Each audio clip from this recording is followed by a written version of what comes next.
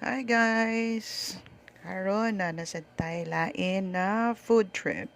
So, kani siya ang street dere sa Veles. Duol lang ni siya sa Fuente. So, our food trip karon is agtumi sa one of the best chicken houses there is sa Cebu. This is also one of our favorite to go to when it comes to fried chicken. Besides Jollibee, of course. Kay kabaw na mata Jollibee everywhere na nato makitaan, pero naa sa gyud ni certain nga taste ang kaning tagalas nga which is very known especially sa mga students. Sikat yung kayo ni sila, and then naapod ni sila karon bago lang ni sila yung mga kanang mga budget meals na uban nga only rice.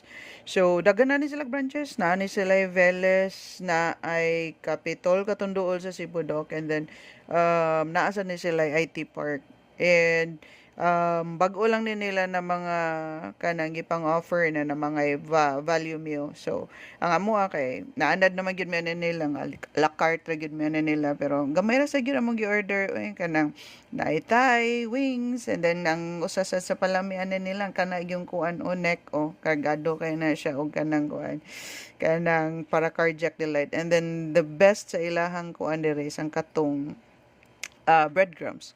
So, some already familiar, ang uban dili sad, pero makita na nimo sa ilang tarpaulin diha kung unsaon na nimo paggamit ang breadcrumbs and ikaon nila. That's also their signature here kung unsaon na nimo siya paggamit. And then they also have like two different sauces.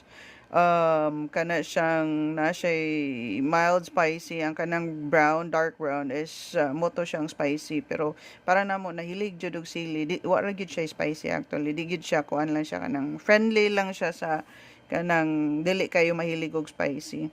So ang amo ang buhaton na pirmi niya, here's what we do: kinamot mo magyud ta. So adto sa halang mild spicy, and then we dip it there sa breadcrumbs para to add more crunch. Kana mo'y paborito na mo ana niya, sus kagumkum kayo na ta. Onya, kani pod sa ila there, I'm not really sure kung offered ba ni siya sa lain nga branches nila, pero dire sa Veles, they have their halo-halo mo niyang ilang price. So 70 para sa small, then the large. Kaning amo ang gi-order was small lang ni siya.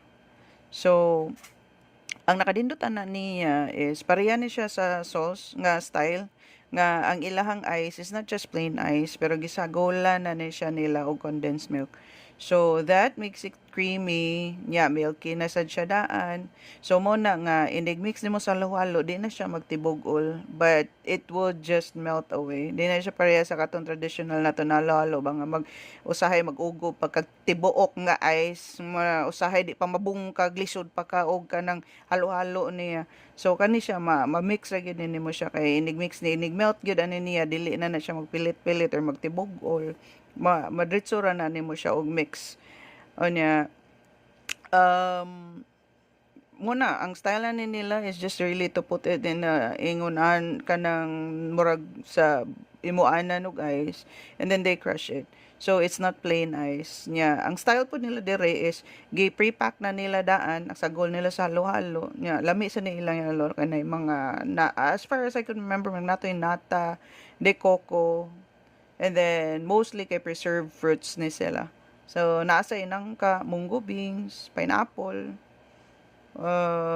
and then dayon si ate tuara naglisod na siya sa kagahi sa ubing ice cream, pero mo gyud usa sa mga best nga makapalami gyud sa halo-halo. So just imagine, for just 70 pesos lang, no, dako kay tanan ng ice cream gibutang niya, wa ba kasagkan ni siya na conscious kay nag-vlog may givideohan, may atoli conscious kay na siya nga, pero nadangit man may tarong para just for our personal vlog. Anya, so, see, imagine nga, 70 pesos lang. Anya, dahil pagkahuman, mga lapas na lang na asa na, ambot asa na niya, ibutang na, natanawa o nagkaawas-awas nagkaawas-awas na lang. So ako kay ganahan man kay kung something crunchy sa ako ang alo-alo. So kuan ang naay kuan kanang cornflakes ug ang kanang manis sa Paris kini na siya ganahan og anything na samok kinig kaon niya.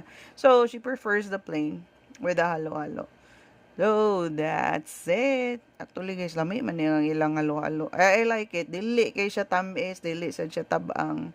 Ana, and then to top it all, wabi na ko wa pa gani siya mahuman, gibutangan pa gyud niya og chocolate nga syrup. Pero this is also one thing nga ako tay ka suggest po sa kaning mga halo-halo. No, ayaw ninyo butang itong chocolate syrup. Okay, that's halo-halo. That's made of fruits. It would have been better, mas lami siguro if panalitan you would have done like strawberry syrup. Dagga naman, dali naman na himuon ng strawberry syrup eh. Mas lami pa siguro gyud siguro na siya compared gyud nimo sa chocolate and kaning fruits kay mo blend in raman ng strawberry. So, that's it. Thank you so much for tuning in, guys. Sa sunod na sa nato na laag, sunod na tong kaon. Bye!